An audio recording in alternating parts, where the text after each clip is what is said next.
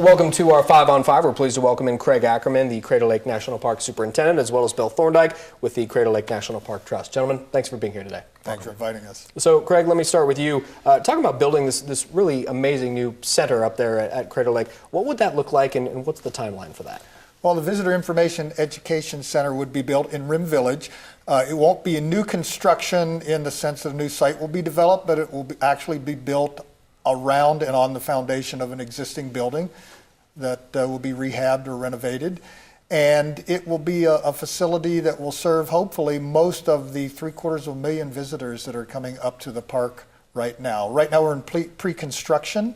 We're going through schematic designs and plans with architect and engineering firms, looking at a construction date a couple of years out as soon as we get all of the funding aligned. Okay, and so Bill, where are we at in that fundraising? And that's what's part of the process, and this is clearly a big project we're talking about and want to do this right. Where are we at in that fundraising? Well, it's like you say, Craig, this is a public-private partnership, and basically Oregonians and people that really care about Crater Lake or are interested in Crater Lake will probably need to supplement the federal resources that are available. And so we're estimating at this time that we'll participate more in the actual construction of the exhibits and some of the displays and some of the refinements in the center.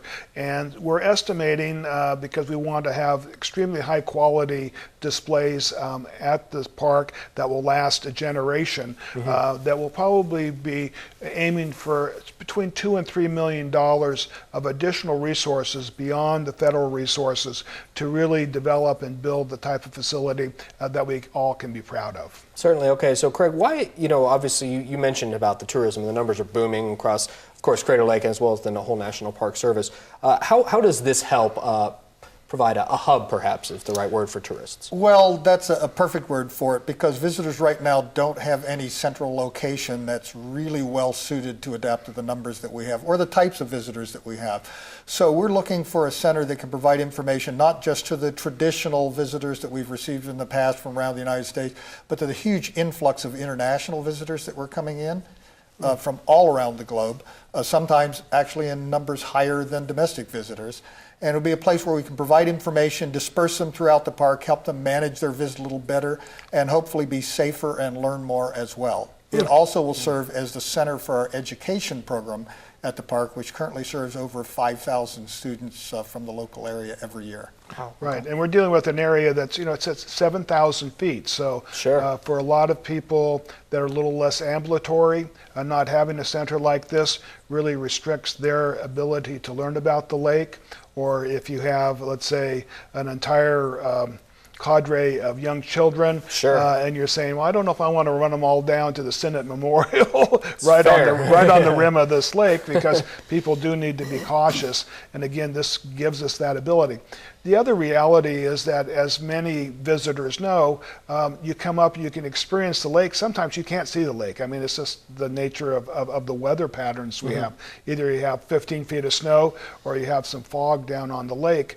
And again, I think it's so important. You're going to have the feel of the lake, and wouldn't it be great to be able to go into a center and actually be able to descend down to the lake without having to worry about how am I going to walk back up that mile back up to the rim when I'm done. So I think we can really enhance the visit for our visitors, because it's Oregon's gem. Yeah, indeed it is. It's taking advantage of the technology available to us certainly is a goal. Right. So what about, Craig, let me ask, you're a veteran in the National Park Service, environmental concerns, obviously you guys, everything has to be on the up and up on this project. Right, we'll complete compliance for this both from an environmental point of view, but from a historic point of view as well. It's called Section 106 compliance, which deals with the historic district, because the building itself is not going to be historic, and the building it's replacing won't be historic, but it's within the historic district of Rim Village. So what you'll get is a building that's new, but it will resemble the architecture of the existing historic buildings in that area. So it will be a